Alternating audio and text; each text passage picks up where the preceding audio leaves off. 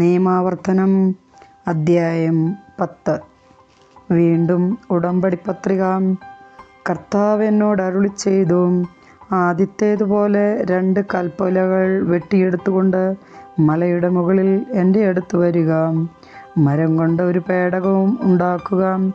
നീ ഉടച്ചു കളഞ്ഞ ആദ്യത്തെ പലകകളിൽ ഉണ്ടായിരുന്ന വാക്കുകൾ ഞാൻ അവയിൽ എഴുതും. നീ അവ ആ പേടകത്തിൽ വയ്ക്കണം. അതനുസരിച്ച് കരുവേല മരം കൊണ്ട് ഞാൻ ഒരു പേടകം ഉണ്ടാക്കി. മുൻപിലത്തേതുപോലെയുള്ള 2 കൽപ്പലകളും വെട്ടിയെടുത്തുകൊണ്ട് മലമുകളിലേക്ക് പോയി.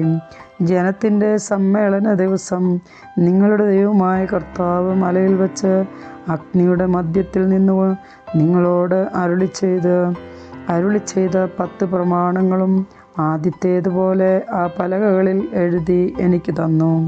പിന്നീട് ഞാൻ മലയിൽ നിന്ന് ഇറങ്ങി വന്നു. ഞാൻ ഉണ്ടാക്കിയ പേടകത്തിൽ ആ പലകകൾ നിക്ഷേപിച്ചു. കർത്താവ് എന്നോട് കൽപ്പിച്ചതുപോലെ അവ അതിൽ സൂക്ഷിച്ചിരിക്കുന്നു. ഇസ്രായേൽ ജനം യാഖാൻ്റെ മക്കളുടെ കിണറുകളുടെ സമീപത്തു നിന്ന് മൊസേറായിലേക്ക് യാത്ര ചെയ്തു. അവിടെ വച്ച് അഹറോൻ മരിച്ചു. അവിടെ തന്നെ അവനെ സംസ്കരിക്കുകയും ചെയ്തു. അവനു പകരം മകൻ എലയാസർ പുരോഹിത ശുശ്രൂഷ ഏറ്റെടുത്തു. അവിടെ നിന്ന് അവർ ഗുദ്ഗോദായിൽ നിന്ന് അരുവികളുടെ നാടായ യോത്ബാഥായിലേക്കും യാത്ര ചെയ്തു.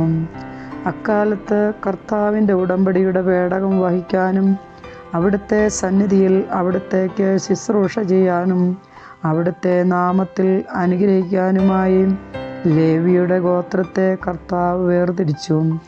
ഇവയാണ് ഇന്നോളം അവരുടെ കടമകൾ. അതിനാൽ ലേവ്യർക്ക് തങ്ങളുടെ സഹോദരരോടൊത്ത് ഒരു ഓഹരിയും അവകാശവും ഇല്ല. നിന്റെ ദൈവമായ കർത്താവ് അരുളിച്ചെയ്തതുപോലെ അവിടുന്നാണ് അവരുടെ അവകാശം. ആദ്യത്തേതുപോലെ 40 രാവും പകലും ഞാൻ മലയിൽ താമസിച്ചു. ആ പ്രാവശ്യവും കർത്താവിൻ്റെ പ്രാർത്ഥന കേട്ടു. അവിടുന്ന് നിങ്ങളെ നശിപ്പിക്കുകയില്ലെന്ന് തീരുമാനിച്ചു. കർത്താവ് എന്നോട് അരുളിച്ചെയ്തു, ഞാൻ അവർക്ക് കൊടുക്കാമെന്ന് അവരുടെ പിതാക്കന്മാരോട് ശപഥം ചെയ്തിട്ടുള്ള ദേശം അവർ പോയി കരസ്ഥമാക്കേണ്ടതിന് നീ എഴുന്നേറ്റവരെ നയിക്കുക. അനുസരണം ആവശ്യപ്പെടുന്നു. ഇസ്രായേലേ, നിങ്ങളുടെ ദൈവമായ കർത്താവ് നിങ്ങളിൽ നിന്ന് ആവശ്യപ്പെടുന്നത് നിങ്ങൾ അവിടുത്തെ ഭയപ്പെടുകയും അവിടുത്തെ മാർഗത്തിൽ ചരിക്കുകയും അവിടുത്തെ സ്നേഹിക്കുകയും പൂർണ്ണ ഹൃദയത്തോടും പൂർണ്ണ ആത്മാവോടും കൂടെ അവിടുത്തെ സേവിക്കുകയും നിങ്ങളുടെ നന്മയ്ക്കായി ഞാനിന്ന് കൽപ്പിക്കുന്ന കർത്താവിൻ്റെ കൽപ്പനകളും ചട്ടങ്ങളും അനുസരിക്കുകയും ചെയ്യുക എന്നതല്ലാതെ എന്താണ്?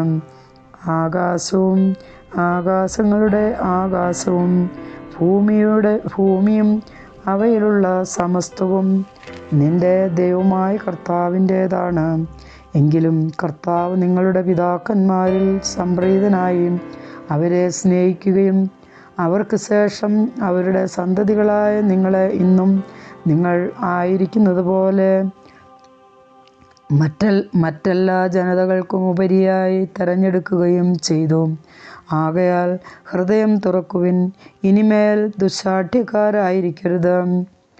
എന്തെന്നാൽ നിങ്ങളുടെ ദൈവമായ കർത്താവ് ദൈവങ്ങളുടെ ദൈവവും നാഥന്മാരുടെ നാഥനും മഹാനും ശക്തനും വേദിതനുമായ ദൈവവും മുഖം നോക്കാത്തവനും കൈക്കൂലി വാങ്ങാത്തവനും ആണ്. അവിടുന്ന് അനാഥർക്കും വിധവകൾക്കും നീതി നടത്തി കൊടുക്കുന്നു. ഭക്ഷണവും വസ്ത്രവും നൽകി പരദേശിയെ സ്നേഹിക്കുകയും ചെയ്യുന്നു. അതിനാൽ പരദേശിയെ സ്നേഹിക്കുക. ഈജിപ്തിൽ നിങ്ങൾ പരദേശികളായിരുന്നല്ലോ. നിങ്ങളുടെ ദൈവമായ കർത്താവിനെ ഭയപ്പെടണം. നിങ്ങൾ അവിടുത്തെ സേവിക്കുകയും അവിടുത്തോട് ചേർന്ന് നിൽക്കുകയും അവിടുത്തെ നാമത്തിൽ മാത്രം സത്യം ചെയ്യുകയും വേണം. അവിടുന്നാണ് നിങ്ങളുടെ അഭിമാനം.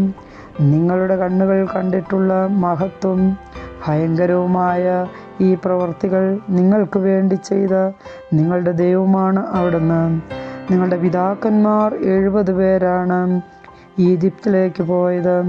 എന്നാൽ ഇപ്പോൾ നിങ്ങളുടെ ദൈവമായ കർത്താവ് നിങ്ങളെ ആകാശത്തിലെ നക്ഷത്രങ്ങൾ കണക്ക് അസംഖ്യമായി വർദ്ധിപ്പിച്ചിരിക്കുന്നു.